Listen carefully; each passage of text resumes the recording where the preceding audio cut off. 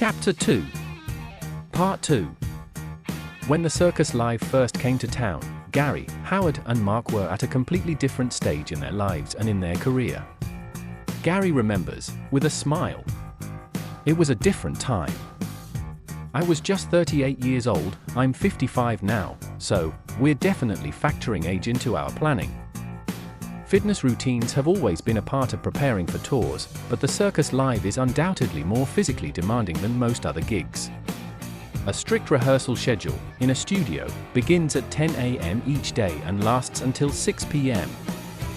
with the entire cast present.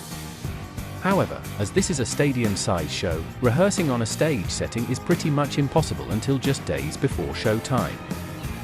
Instead, the band moved to a car park, where Kim creates a makeshift main stage, catwalk, and B stage on the tarmac using just masking tape.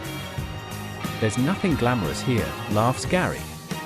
"This show is so big, and it's so complex, that we have to rehearse in a car park. It's the only place big enough for us. It means when we finally get into a stadium, a few days before we open, most of what we've learned changes. Fortunately, we usually give ourselves some time to settle in before the first show, and that's when everything really comes to life." Those who saw the show will remember how the band moved, several times, between the main stadium stage and a central B stage, including once by unicycle. Mark accepted the challenge months ago by buying his own unicycle to practice with at home in Los Angeles. "I've definitely improved since I first got it," he laughs. "I'm on it and I'm moving, so in theory, I'm ready for the tour." The segment, which is a part of the renowned Clown Medley, is undoubtedly the most strenuous part of the show, with the unicycling sandwiched neatly between a combination of 90s dance routines to early fan favorites, such as "Do What You Like." Promises, it only takes a minute and take that and party. The last time Howard and Mark attempted to maneuver the length of a 60-meter catwalk on one wheel, they were in their 30s and early 40s. So, are they nervous? Honestly? "I'm excited and apprehensive about it," explains Howard. "Our bodies were different 17 years ago.